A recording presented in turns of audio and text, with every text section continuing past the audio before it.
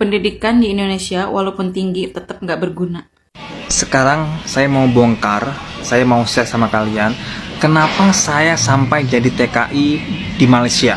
Karena kalau misalnya lo lihat rata-rata gaji bulanan di Indonesia, itu besarnya kurang lebih sekitar 3 jutaan rupiah. Dan nominal itu pun bisa berbeda tergantung daerahnya. Dan ini ngebuat Indonesia jadi negara kelima di dunia dengan upah minimum yang paling rendah.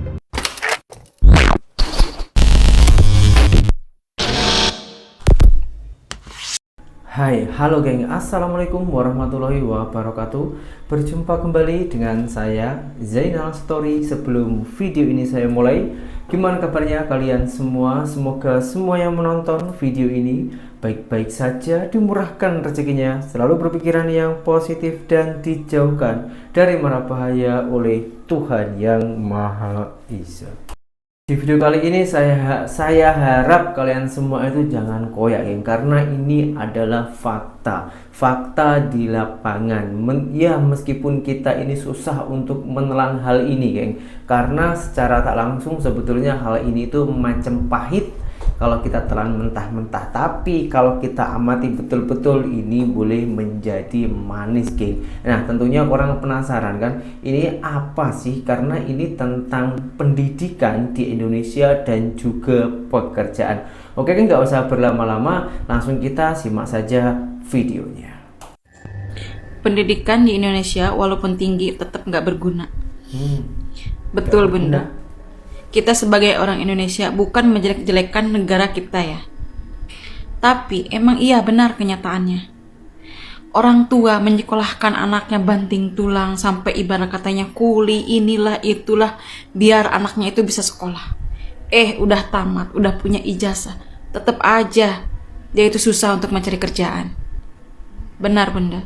Sekarang kebanyakannya yang ijazahnya tinggi, yang sekolahnya tinggi, pada milih merantau. Karena apa? Di Indonesia itu susah untuk mencari pekerjaan. Dulu juga pernah ada isu katanya TKW Indonesia mau ditutup. Oke, nggak jadi masalah. Apa udah disiapkan pekerjaan di Indonesia tanpa mengeluarkan uang? Wow. Memang, geng, ya, harapan orang tua ketika menyekolahkan anak, seperti contoh macam saya aja lah ya, meskipun anak saya itu belum besar ya, dan saya juga pernah disekolahkan oleh orang tua saya. Harapan orang tua saya itu ketika mendapatkan ijazah, yaitu harus mendapatkan harapannya itu harus mendapatkan pekerjaan yang layak. Ya, setidaknya itu jangan sampai menurunkan jejak orang tua. Contoh macam orang tua saya ini sebagai petani, jadi jangan sampai menirukan petani. Boleh saja petani, tapi kan apa salahnya kalau seorang anak itu membanggakan orang tua dengan pekerjaan yang layak sesuai dengan jurusan yang dipelajari waktu di sekolah, geng. Akan tetapi fakta di lapangan, banyak orang-orang Indonesia bahkan sampai university itu bekerjanya di mana, geng? Ke luar negara.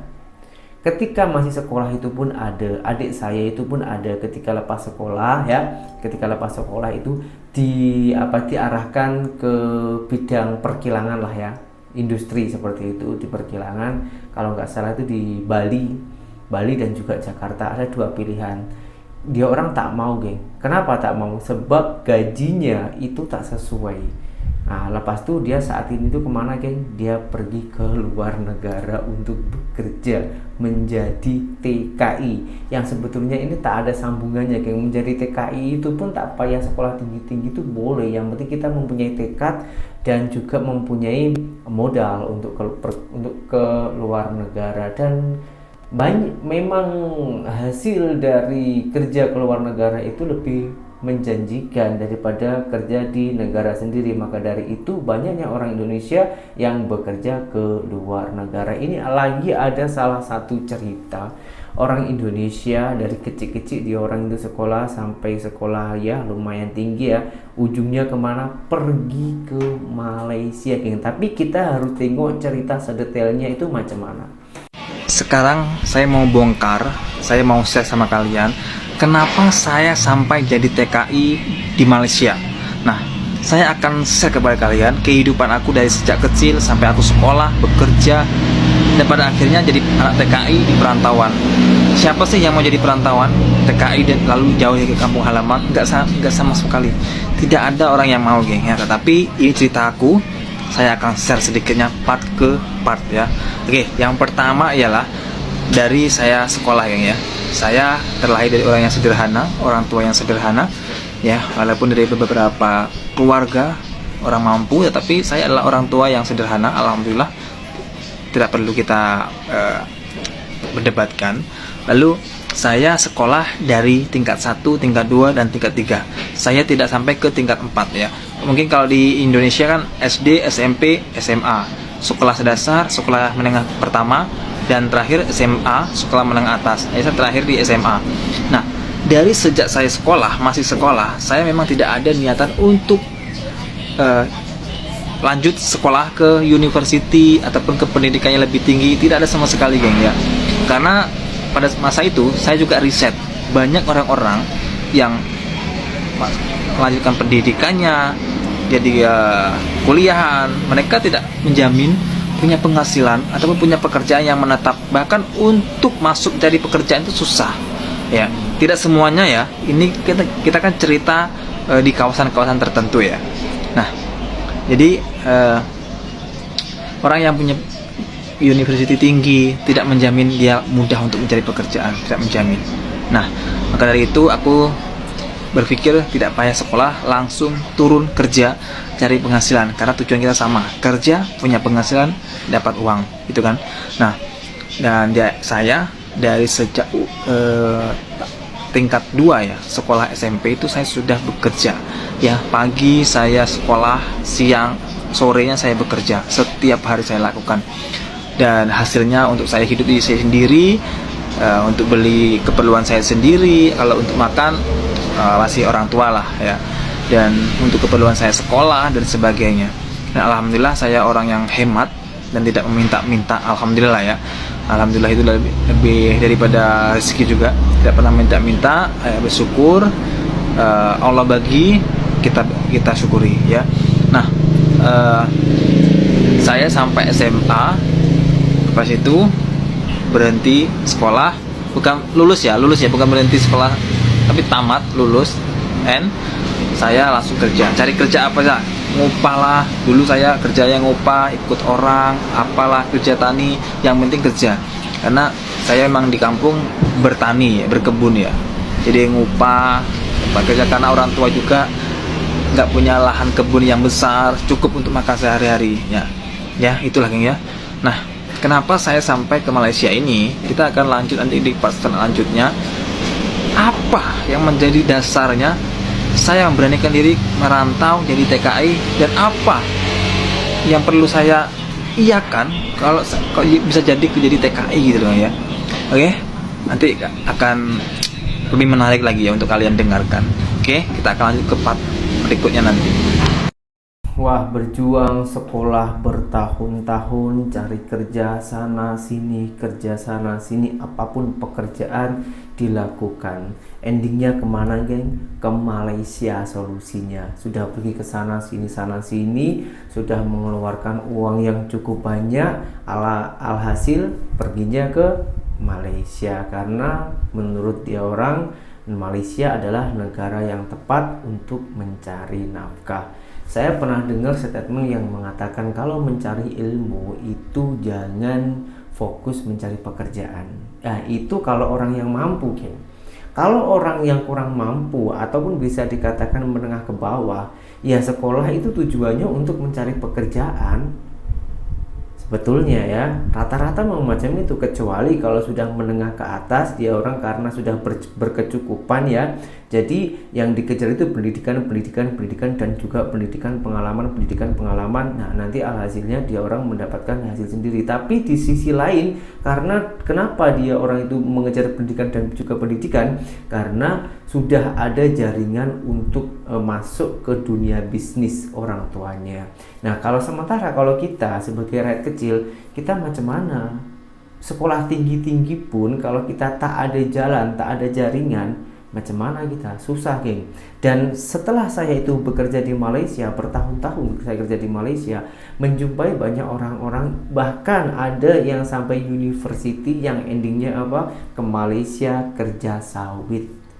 Beneran ini geng, bukan saya mengada-ngada ya. Dan kenapa dia orang itu lebih memilih bekerja ke luar negara macam ke Malaysia? Ya karena UMR, upah minimum di Indonesia ataupun gaji basic di Indonesia ini begitu rendah. Kita tahu kalau persaingan mencari kerja di Indonesia itu sangat ketat dan kompetitif. Bahkan kalau gue lihat data dari Kementerian Ketenagakerjaan, jumlah angkatan kerja pada tahun 2023 itu mencapai 147,71 juta orang. Yang itu artinya, persaingan kerja di Indonesia itu sangat-sangat ketat dan cukup sulit bagi banyak orang untuk dapat pekerjaan. Nah, tapi walaupun persaingan kerja menjadi tantangan yang besar, sebenarnya masih ada lagi masalah lain yang cukup menjadi tantangan, khususnya bagi para pekerja, yaitu rendahnya upah yang mereka terima. Karena kalau misalnya lo lihat rata-rata gaji bulanan di Indonesia, itu besarnya kurang lebih sekitar 3 jutaan rupiah, dan nominal itu pun bisa berbeda tergantung daerahnya. Karena kalau lihat UMP di Jawa Tengah, per bulan itu cuma 2 juta rupiah doang bahkan. Dan ini ngebuat Indonesia jadi negara kelima di dunia dengan upah minimum yang paling rendah. Bahkan ada satu berita yang cukup mengejutkan ya, bahwa rata-rata gaji S1 sampai S3 di Indonesia itu di bawah 5 juta rupiah per bulannya. Makanya gak heran kenapa banyak orang itu memutuskan untuk kerja di luar negeri. Salah satunya itu ya karena upah di Indonesia itu tergolong cukup rendah. Yang jadi masalah tuh gini, ketika pekerja ini gak dapetin penghasilan yang layak, daya beli masyarakat itu bisa menurun. Karena penghasilan rendah ini tuh gak batasin kemampuan mereka untuk beli barang dan jasa. Alhasil, ini tuh bisa memperlambat pertumbuhan ekonomi karena gak ada perputaran uang yang sehat. Ya lebih ingin aja, perusahaan-perusahaan besar yang ada di Indonesia itu tiap tahunnya laba mereka selalu konsisten meningkat tanpa ada penurunan yang berarti. Sementara kalau misalnya lu lihat gaji pekerjanya, nominal itu selalu segitu-gitu aja, bahkan bisa ada penurunan karena tiap tahunnya permintaan tenaga kerja itu selalu meningkat. Dan sekarang yang jadi pertanyaan, kenapa sih ekonomi kita tuh terus tumbuh, tapi upah pekerja di Indonesia ini tetap rendah dan nggak sebanding sama kerjaannya? Nah makanya di video kali ini, gue mau bahas kenapa upah pekerja di Indonesia itu tergolong rendah. So, disimak sampai habis. Oke, siap. Pasti akan simak, saya penasaran pasal bab yang pertama. Kalau kita lagi berbicara tentang rendahnya gaji pekerja di Indonesia, hal ini tuh selalu berkaitan sama satu hal yang sering banget terjadi di negara kita, yaitu ketidakcocokan antara keterampilan SDM kita dengan apa yang dibutuhin di dunia kerja. Karena pada faktanya, ternyata 80% mahasiswa di Indonesia itu memilih pekerjaan yang gak sesuai dengan jurusan yang dulu mereka ambil. Yang itu artinya, ada banyak mahasiswa yang cuma sekedar lulus, tapi mereka tuh kurang punya pengalaman praktis karena lebih ngandelin teori yang mereka dapat dari pendidikan formal. Dan outputnya lo bisa lihat, banyak banget lulusan kampus yang cuma bisa ngandelin skill-skill basic yang sebenarnya tuh sama sekali nggak cukup buat memenuhi kebutuhan industri yang makin lama tuh terus berkembang. Contohnya gini deh, kalau misalnya lo pelajarin marketing, lo bisa lihat masih banyak kampus di Indonesia tuh yang ngajarin cara marketing konvensional karena mungkin acuannya tuh masih pakai buku ataupun kurikulum yang lama. Padahal kalau misalnya lo lihat industri sekarang yang serbaguna teknologi, jelas banget perusahaan saat ini tuh udah mulai ninggalin cara marketing yang mungkin dianggap kuno, dan perusahaan lebih milih beralih ke digital marketing karena pasti lebih efektif buat tingkatin keuntungan. Entah itu strategi maksimalin SEO atau search engine optimization gitu ya.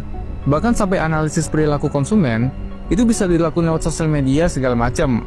Dan dampaknya lo bisa lihat, akibat adanya kesenjangan skill kayak gini, ujung-ujungnya itu malah bikin SDM kita selalu digaji rendah sama banyak perusahaan. Karena perusahaan itu pastinya cuma mau rekrut orang dengan skill yang relevan dengan teknologi terkini, sekalipun materinya itu nggak pernah dipelajarin di bangku kuliah. Dan yang mirisnya lagi, hal ini pun ternyata nggak cuma terjadi di lulusan perguruan tinggi doang, tapi juga terjadi sama lulusan SMP dan SMA yang mereka jadi angkatan kerja terbanyak di Indonesia. Ya no offense ya, tapi lihat aja deh, orang-orang yang nggak menempuh pendidikan yang lebih tinggi, mereka tuh biasanya langsung terjun ke dunia kerja gitu aja. Tapi sayangnya, tingkat produktivitas mereka tuh jauh lebih kecil karena biasanya cenderung melakukan pekerjaan yang bisa dibilang semua orang tuh bisa lakuin gitu. Entah itu jadi pekerja lapangan, kerja di toko retail, bahkan sampai kerja serabutan yang gak butuh keahlian khusus. Nah jadinya, banyak banget pekerja di Indonesia yang kejebak dengan pekerjaan yang upahnya itu sangat rendah, sehingga karir mereka tuh terancam di situ-situ aja. Dan ini jadinya mau gak mau harus mereka lakuin, karena ya mungkin mereka gak punya skill lagi yang bisa tawarin buat jadi value yang bisa dijual. Karena orang dengan gaji yang lebih tinggi, pasti mereka tuh punya skill-skill tertentu yang ini gak dipunyain sama sebagian besar orang. Gini deh, Lo pernah mikir gak sih, kenapa gaji para barista atau pelayan restoran itu nggak sebesar pekerja yang di depan layar kayak programmer? Padahal kan kalau dilihat dari tenaganya, jelas lebih capek jadi barista ya kan? Jawabannya, karena value yang ditawarkan barista dan programmer itu berbeda, dan pekerjaan seperti programmer itu lebih dibutuhkan di zaman sekarang.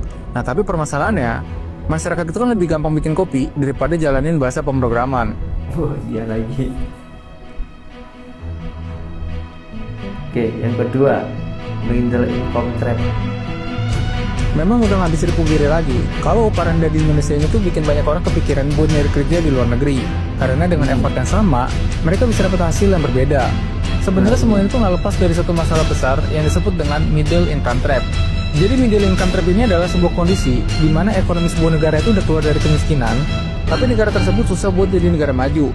Gampangnya gini deh, ketika awalnya Indonesia masih jadi negara yang bisa terbilang miskin, pertumbuhan ekonomi kita mungkin bisa cepat karena kita bisa ngandelin upah murah dan juga tenaga kerja yang banyak.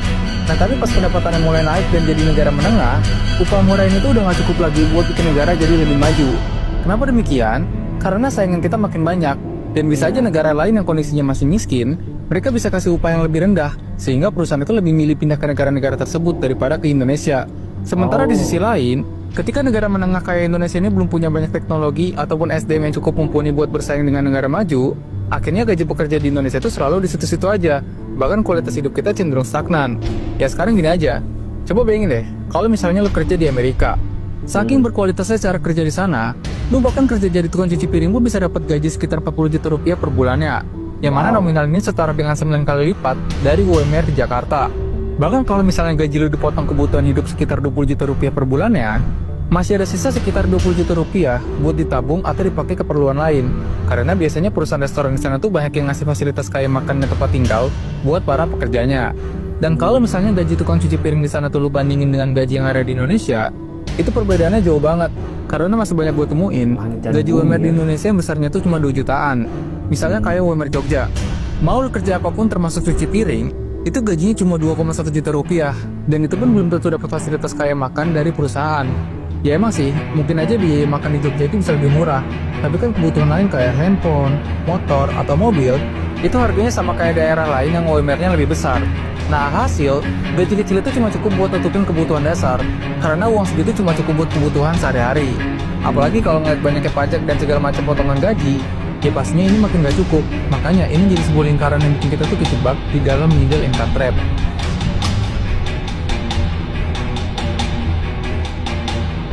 Ketiga ya, ketiga apa ini? Penutup apa ini? Rendahnya upah pekerja di Indonesia memang masih menjadi tantangan sampai saat ini. Karena di beberapa pekerjaan, kita tuh dapat upah yang rendah dibandingkan kerja di luar negeri, walaupun pekerjaan yang kita lakukan itu sama. Misalnya, kalau lo jadi seorang programmer di luar negeri, gajinya itu bisa berkisar puluhan juta rupiah per bulan. Sedangkan kalau gue lihat di Indonesia, rata-rata gaji programmer itu berkisar 5-7 juta rupiah per bulannya. Yang mana angka tersebut kalau dibandingin, itu jauh banget perbandingannya. Walaupun biaya hidup di sana juga mahal gitu. Nah karena rendahnya upah pekerja di Indonesia, gak heran kalau banyak orang itu memilih untuk cari pekerjaan yang domisili perusahaan itu ada di luar negeri. Jadi bisa dibilang kenapa upah pekerja di Indonesia itu rendah? Ya karena sistem ini membuat kesenjangan skill yang luas di tengah masyarakat. Apalagi dengan jumlah populasi kita yang banyak, ini ngebuat suplai pekerja tiap tahunnya itu terus meningkat. Dan masalahnya, ketika banyak angkatan kerja baru tapi skill mereka itu nggak sesuai sama kebutuhan zaman, ini makin menciptakan kesenjangan sama orang-orang yang punya skill tertentu di zaman sekarang. Coba deh lu lihat, orang-orang yang punya pendapatan relatif besar itu berasal dari profesi yang dibutuhin di zaman sekarang. Sedangkan orang-orang yang skillnya apa adanya atau ketinggalan zaman, upah mereka itu bukan cuma kecil, tapi pekerjaan mereka pun terancam digantikan sama AI. Ya semakin kesini semakin canggih. Jadi solusi dari gue cuma satu, pelajarin skill yang saat ini dibutuhkan. Karena sekarang kita nggak bisa nih, cuma manfaatin skill lama yang sekedar diajarin di sekolah. Tapi kita juga harus ada skill yang dibutuhin di zaman sekarang. Gimana nih pendapat lo? Apakah Dalam semua video yang saya tayangkan tadi, adakah Anda yang tak setuju? Saya rasa mesti ada yang tak setuju. Karena saya pernah mendengarkan seorang konten kreator dari Indonesia yang bernama Kokori. Dia orang itu mengatakan katanya di Indonesia ini banyak pekerjaan dan gajinya itu lebih tinggi daripada di Malaysia. Tapi ketika kita serius bertanya kepada dia orang, kita inbox aja, kita ajak jumpa, dia tak berani menjumpai. Itu yang maknanya apa? Hanyalah omong kosong, tong kosong memang bunyi nyaringnya, geng. Dia kalau soal bersuara memang sangatlah pandai, tapi faktanya apa? Alangkah baiknya itu kerja aja apa adanya ya, macam saya lah ya, bukan saya sombong, bukan, doakan saja. Nah, semoga di pertanian saya ini boleh berkembang semakin banyak, semakin luas, dan boleh membuka lapangan pekerjaan gitu. Tapi ya mesti ada juga yang setuju, terutama itu orang-orang yang saat ini itu bekerja di luar negara. Contoh macam saya, kalau saya tak bekerja ke luar negara, saya rasa pun saya tak boleh menikmati kenikmatan duniawi sampai saat ini, geng. Karena kenapa? Kalau kerja di Indonesia, yang pertama ya penghasilan saya segitu-gitu aja. Yang kedua, pengalaman saya mungkin sampai gitu-gitu aja karena kurangnya kita keluar dari rumah ataupun mencari pengalaman ke jauh, bahkan sampai ke luar negara, itu mendapatkan keuntungan banyak, geng. Kita berpikirnya itu lebih cemerlang, lebih memikirkan ke depan lagi. Karena selama saya itu bekerja di Malaysia, banyak orang-orang Melayu Malaysia yang menasehati saya, hidup itu harusnya gini, cara mengelola keuangan harusnya gini, dan gini. Dan itu alhamdulillah saya terapkan sampai saat ini. Semoga dalam semua video yang saya tayangkan ini ada manfaatnya, dan berjumpa kembali di video saya yang selanjutnya. Saya Januar Story, seorang mantan TKI Malaysia. Salam TKI sukses. Assalamualaikum warahmatullahi wabarakatuh. Bye bye.